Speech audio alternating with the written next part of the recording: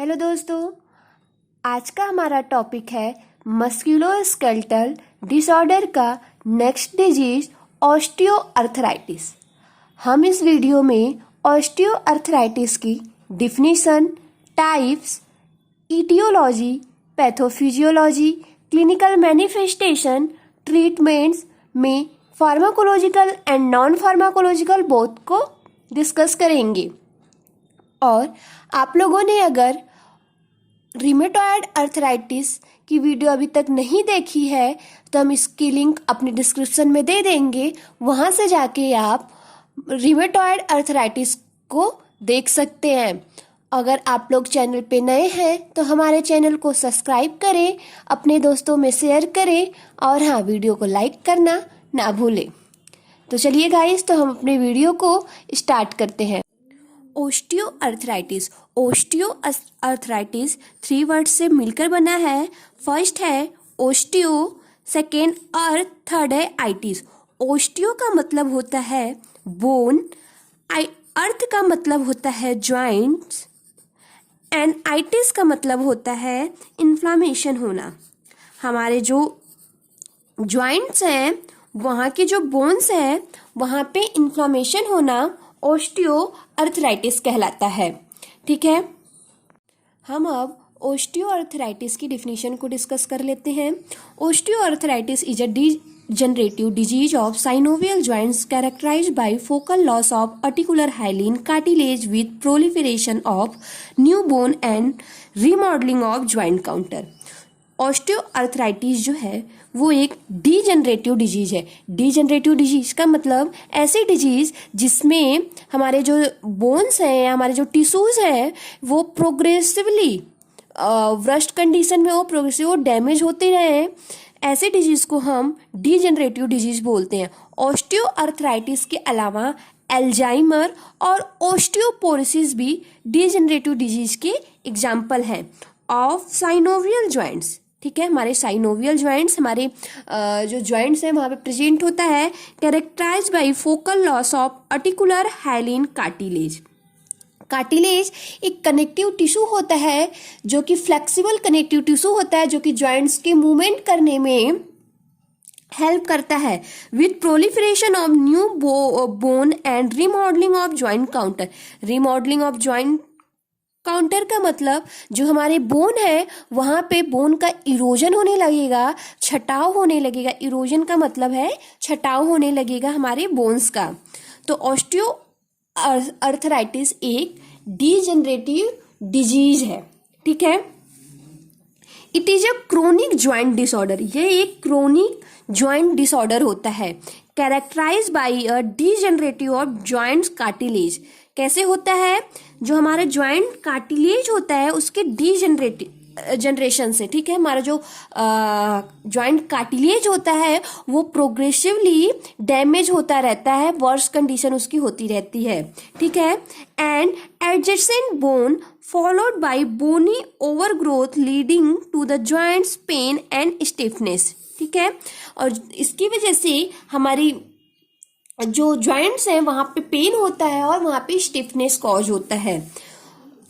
Next note, osteoporosis को हम degenerative joint disease and degenerative arthritis disease भी कहते हैं। ठीक है, ऑस्टियोपोरोसिस यूजुअली 2 कैटेगरीज में डिवाइड है।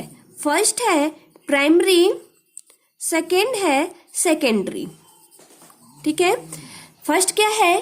प्राइमरी ऑस्टियोआर्थराइटिस, सेकेंड है सेकेंडरी ऑस्टियोआर्थराइटिस। प्राइमरी ऑस्टियोआर्थराइटिस को हम आइडियोपैथिक ऑस्टियोआर्थराइटिस भी कह सकते हैं। इसकी जो है कॉज है वो अभी तक आइडेंटिफाइड नहीं हुई है। ठीक है, एंड ये यूजली जो है वो 40 साल के इंड होने पे, मतलब 40 साल क्रॉस होने वाले पीपल को यूजली ऑस्टियोआर्थराइटिस डिजीज होती है। और ये डिजीज वुमेन को ज्यादा होती है एज कम्पेयर टू मेन। ठीक है, it occurs in elder peoples generally at the end of 14 years of age, more common in women. ठीक है, Primary osteoarthritis टू टाइप्स में डिवाइड किया गया है। पहला क्या है, लोकलाइज, जब ऑस्टियोआर्थराइटिस हमारे 1 या 2 जॉइंट्स में हो, ठीक है, 1 या 2 जॉइंट्स में हो, तो ऐसे कंडीशन को हम लोकलाइज्ड प्राइमरी ऑस्टियोआर्थराइटिस कहेंगे।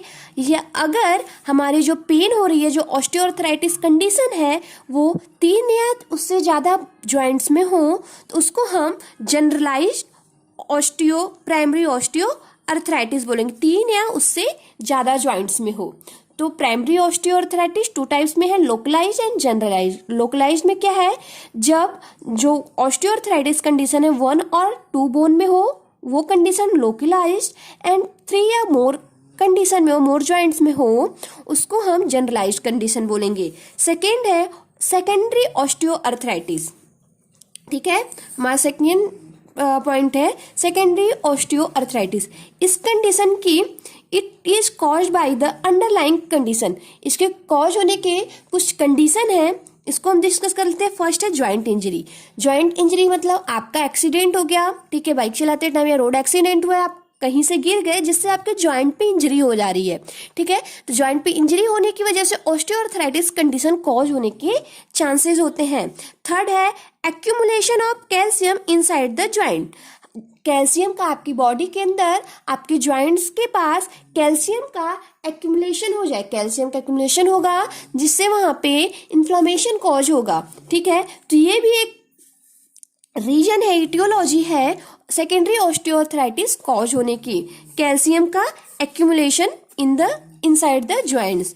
थर्ड है अदर ज्वाइंट्स कंडीशन, कोई और ज्वाइंट्स कंडीशन डिजीज हुआ हो, like RA stand for rheumatoid arthritis, मतलब आपको कोई और डिजीज हुआ है ज्वाइंट से रिलेटेड, उसकी वजह से आपको ऑस्टियोआर्थराइटिस डिजीज कॉज हो रहा है, तो उसको भी हम सेकेंडरी ऑस्टियोआर्थराइटिस के कैटेगरी में रखेंगे। थर्ड है मेडिकल कंडीशन। मेडिकल कंडीशन का मतलब आपको कोई और डिजीज हुआ है जो कि ज्वाइंट से रिलेटेड नहीं है, फिर भी वो रिस्पॉन्सिबल है आपके ऑस्टियोआर्थराइटिस डिजीज कॉज होने में, तो उसको हम मेडिकल कंडीशन बोलेंगे, लाइक डायबिटीज, ठीक है, तो कुछ ये सेकेंडरी ऑस्टियोआर्थराइटिस कॉज होने के एग्जाम्पल हैं। और ये सेकेंडरी ऑस्टियोआर्थराइटिस यूजली किसी भी एज में कॉज हो सकता है। इट में appear at any as, because कि जॉइंट्स इंजरी हो गई, accumulation of calcium inside the joints हो गया, या अदर जॉइंट कंडीशन डिजीज हो गया, है मेडिकल कंडीशन, ये चीजें किसी भी एज में हो सकती है। इसीलिए ऑस्टियोआर्थराइटिस की जो सेकेंडरी ऑस्टियोआर्थराइटिस किसी भी एज में कॉज होता है। प्राइमरी ऑस्टियोआर्थराइटिस 40 साल क्रॉस होने पे, और सेकेंडरी किसी भी एज में, ये प्राइमरी और सेकेंडरी में डिफरेंस है। प्राइमरी ऑस्टियोआर्थराइटिस की कोई एग्जैक्ट कॉज अभी तक आइडेंटिफाइड नहीं की गई है, और सेकेंडरी ऑस्टियोआर्थराइटिस के सम एग्जाम्पल हैं जो रिस्पॉन्सिबल है सेकेंडरी ऑस्टियोआर्थराइटिस कॉज होने में। ईटियोलॉजी को डिस्कस कर लेते हैं, क्या रीजन है ऑस्टियोआर्थराइटिस कॉज होने के। पहला है ओल्डर एज, ज्यादा एज होने की वजह से। जेंडर में वुमेन को ज्यादा ऑस्टियोआर्थराइटिस होता है, ऑस्टियोआर्थराइटिस के पेशेंट होते हैं as compare to men. Obesity का मतलब है मोटापा। ओबिसिटी होने की वजह से आपकी हिप, ज्वाइंट्स, नी, ये सारी जो ज्वाइंट्स हैं वहाँ पे बहुत ज़्यादा वेट बढ़ेगा, वेट वियर करेंगे, और ओबिसिटी होने की वजह से सेवरल स्ट्रेसेस और बहुत सारे ऐसे रिस्क फैक्टर और ऐड हो जाते हैं जिनकी वजह से ऑस्टियोआर्थराइटिस डिजीज कॉज होने के चांसेस होते हैं। सेकंड है जॉइंट इंजरी। जॉइंट इंजरी का मतलब जैसे आप प्लेयर हैं, ठीक है, प्लेइंग स्पोर्ट्स, आप गेम खेलते हैं, कोई स्पोर्ट्स खेल रहे हैं, प्लेयर हैं जिनकी वजह से कभी आपके ज्वाइंट्स में इंजरी हो जा रही है, ठीक है, तो ज्वाइंट्स में इंजरी होने के तो कुछ टाइम बाद वो इंजरी ऑस्टियोआर्थराइटिस कंडीशन कॉज होने का रीजन होता है। नेक्स्ट है repeated stress on the joints.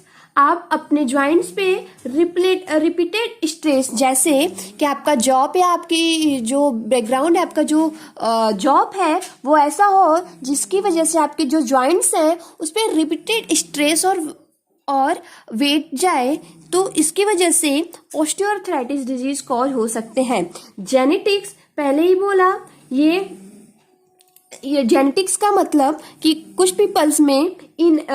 People में inherited a tendency to develop osteoarthritis.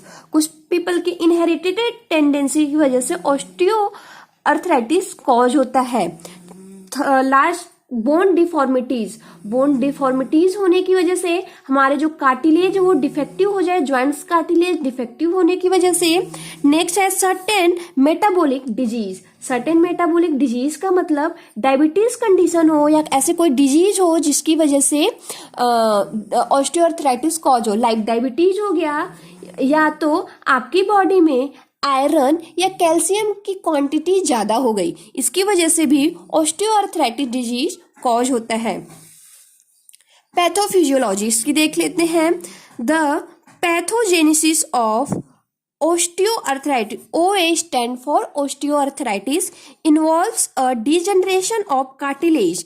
क्या होता है, हमारा कार्टिलेज जो मेम्ब्रेन है उसका डिजेनरेशन होता है, रिमॉडलिंग होता है। रिमॉडलिंग का मतलब मैंने पहले ही बताया, जो बोन है वो प्रोग्रेसिवली इरोजन होने लगेगा, वो छटाव होने लगेंगे उसमें। Of bone due to the active response of chondrocytes in the articular cartilage and the inflammatory cells in the surrounding tissue।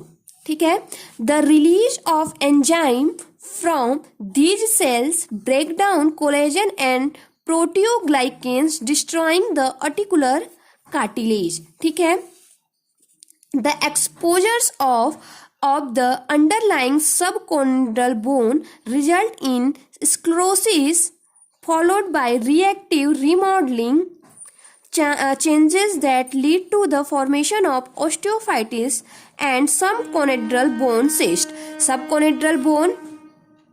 सबकोनेड्रल एक बोन होता है जो कि जॉइंट्स में प्रेजेंट होते हैं। ठीक है, वहाँ पे स्क्लेरोसिस होता है। ठीक है, वो डिफॉर्म्ड होना स्टार्ट हो जाता है और ओस्टियोफाइटिस एंड सबकोनेड्रल बोन सिस्ट, वहाँ पे इन्फ्लामेशन कॉज होता है। The joint space is progressively lost over time. तो जो जॉइंट की स्पेस है वो प्रोग्रेसिवली खत्म होती जाती है। ये होल पैथोफिजियोलॉजी है।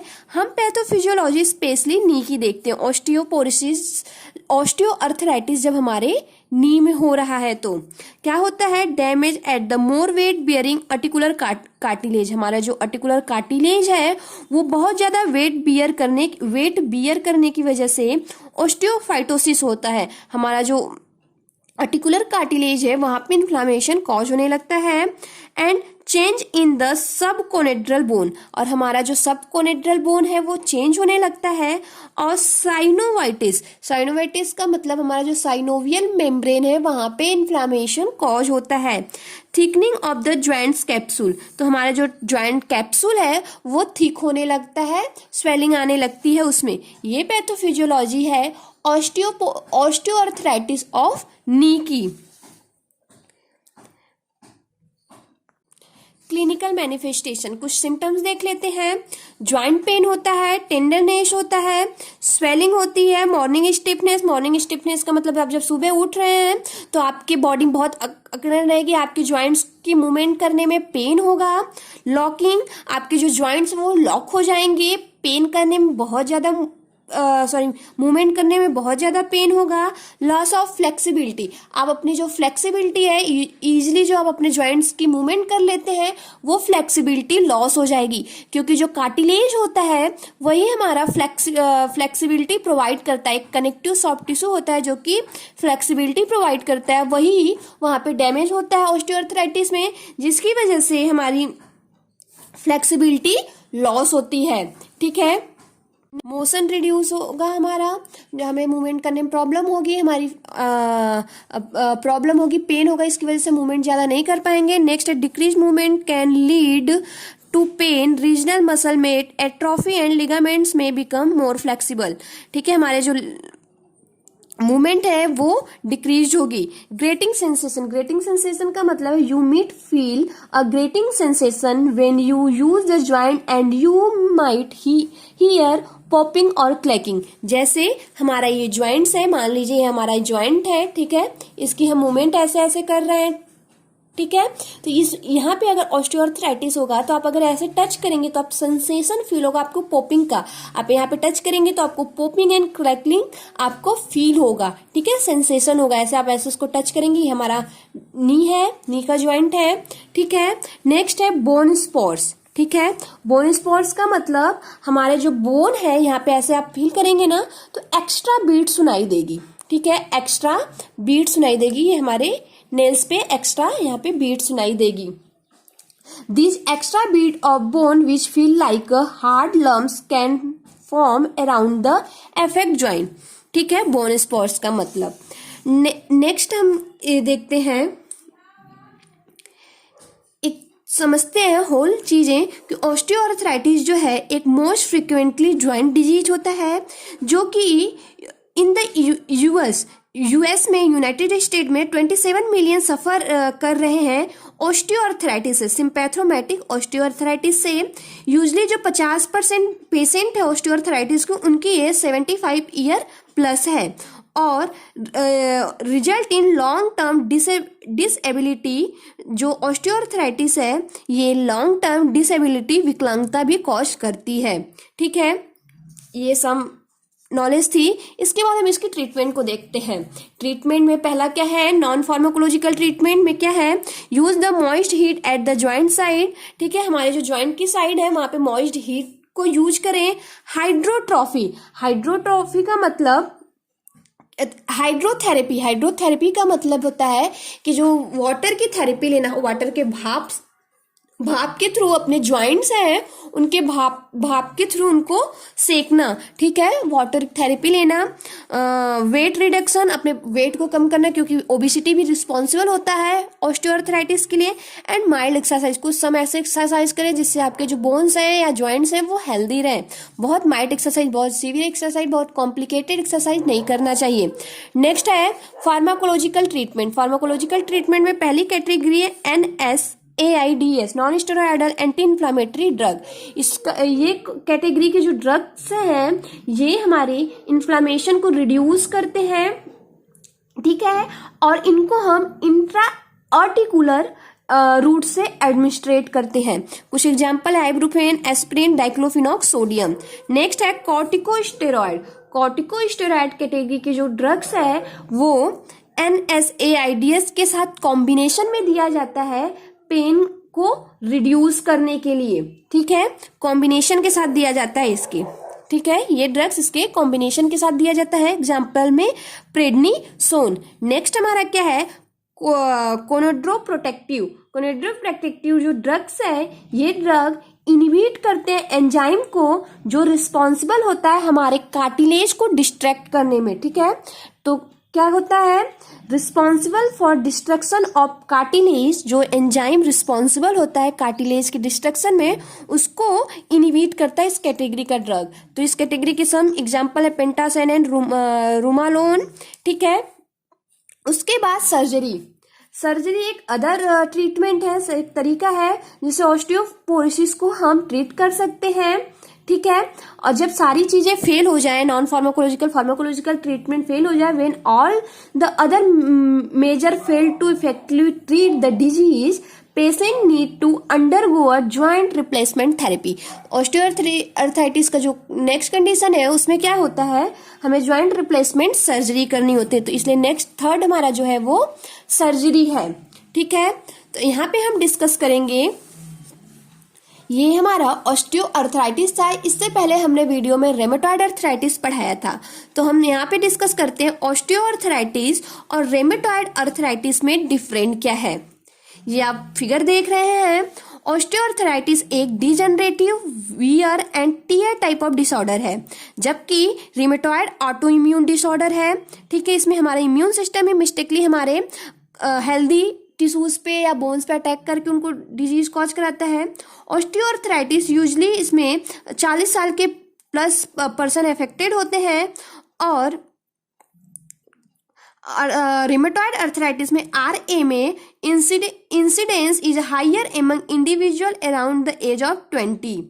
OMA can be caused by the long term pressure on a large joint, ठीक है, लार्ज जॉइंट पे लॉन्ग टर्म प्रेशर होने की वजह से, बहुत ज़्यादा टाइम से प्रेशर होने की वजह से ये कॉज होता है। जबकि रेमेटॉइड अर्थराइटिस, RA का कोई एग्जैक्ट इटियोलॉजी अभी तक क्लियर नहीं है। OMA typically affect one particular area और ज्वाइंट्स। RA जो OA जो होता है ऑस्टियोआर्थराइटिस, उसमें अभी जो मेनली अफेक्ट करता है वो किसी पर्टिकुलर एक एरिया ऑफ ज्वाइंट्स को, जबकि RA रेमेटॉइड अर्थराइटिस बहुत सारे ज्वाइंट को affected, multiple joint all over the body, बहुत सारे ज्वाइंट को एक साथ अफेक्ट कर सकता है। और OA ऑस्टियोआर्थराइटिस जो है उसका does not cause extra articular manifestation, वो extra articular manifestation, extra articular symptoms show नहीं करता है, जबकि रेमेटॉइड अर्थराइटिस का एक्स्ट्रा एटिकुलर मैनिफेस्टेशन शो होता है लाइक फटीग एंड फीवर। और ऑस्टियोआर्थराइटिस में ISR, CPR एंड एंटी-CCP में भी एलिवेटेड, ये सारे जो एंजाइम है यहाँ पे रिस्पॉन्सिबल नहीं होते, एलिवेटेड होते हैं। एंड ESR, CPR, एंटी-CCP नो चेंज होता है रेमेटॉइड अर्थराइटिस में। और ऑस्टियोआर्थराइटिस में immune suppressant are not required, immune का सप्रेशन रिक्वायर्ड नहीं होता है, जबकि रेमेटॉइड अर्थराइटिस में has to be treated specially with immune suppressant, ठीक है। ये हमारे जो ट्रीटमेंट है रेमेटॉइड अर्थराइटिस की, स्पेशली हमारे इम्यून को बूस्ट करके, इम्यून को बढ़ा के किया जा सकता है, ठीक है। तो ये कुछ चीज़ें थी जो आपके साथ हमने आज डिस्कस किया। अगर आपको नहीं समझ में आया हो तो आज हमारे कमेंट सेक्शन में आप कमेंट करें, और आपकी छोटी सी मेहनत हमें न्यू वीडियो बनाने के लिए मोटिवेट करती है, इसलिए हमारे चैनल को लाइक, सब्सक्राइब एंड शेयर करें। Thank you so much guys.